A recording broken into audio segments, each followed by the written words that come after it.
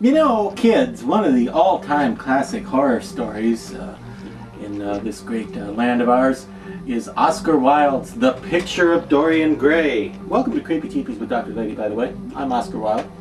Oscar Wilde's story, The Picture of Dorian Gray, is of course the old classic about a young man who leads a decadent and evil and wicked lifestyle, and no matter what he does, he stays the same age. He doesn't seem to get any older. He always looks handsome and good looking and strong and young, and he's a beautiful young man.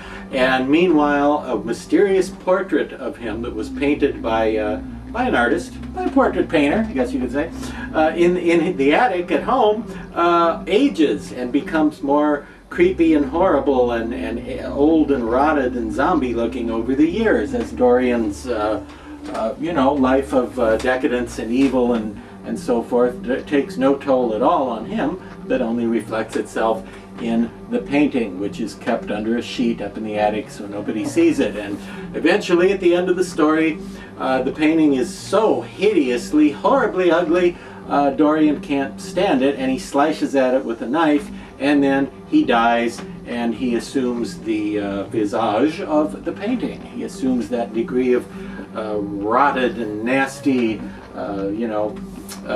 decrepitude of his image from the painting. And one of maybe the creepiest version ever, probably the best version of that story, is from 1945 and starred an actor named Hurd Hatfield. What? That's really his name. And actually had, oh my gosh, who's the Murder, She Wrote lady? Angela Lansbury. Yeah, had a very young Angela Lansbury in it. But anyway, the ugliest and creepiest version of the final appearance of Dorian is probably this one, as seen in a rare 1961 hour-long TV movie shown as part of something called Golden Showcase. Now, the Golden Showcase version of Picture of Dorian Gray from 1961 featured this horrifically scary and ugly face, although, as is the tradition with versions of this story, you see it for about 2 seconds lying on the floor at the end when Dorian is deceased. You see, here's how you see it basically in that adaptation, and farther from the camera. And grainy, and you really don't get the full effect of just how horrifying this makeup is, which was created by none other than the late great Dick Smith, one of the most talented and creative, wonderful makeup artists in the history of scary movies. He came up with this, and the reason it's familiar enough today to be worthy to be adapted into masks and props and such is largely because of Forey Ackerman's old famous Monsters of Filmland magazine, in which he had pictures of the prop head posted over the years. And again, you can see it's pretty horrifying. This is a pretty scary face. That face scared lots of young readers all over America, and even inspired some cheaper Halloween masks and zombie type novelties over the years. And then this great mask came out some years ago from Death Studios. Now, it's been in production and out of production, in and out a couple of times, discontinued and reintroduced. Now, as of this videotaping, it was available on the Death website for, I believe, $85. And that's really not too much money at all, because this is a spectacular, this is a very fine prop head. It's not just a Halloween mask.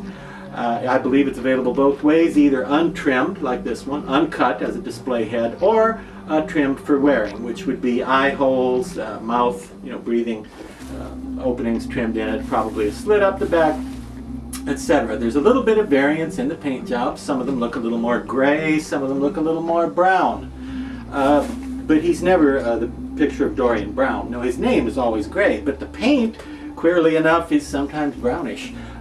See the white glop coming out of him, the pus or whatever that is? Yeah, the adipose tissue coming out. That stuff sometimes is shiny on some copies I've seen.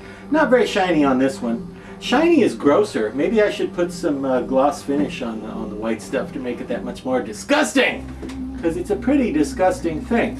Now, Death Studios originally looked into licensing this mask, and the company that made Golden Showcase for TV in 1961-62 was long since gone, and there was nobody to claim ownership of anything. So this was sculpted for Death Studios by the super talented John Smith, and you may remember him from Disney's Pocahontas.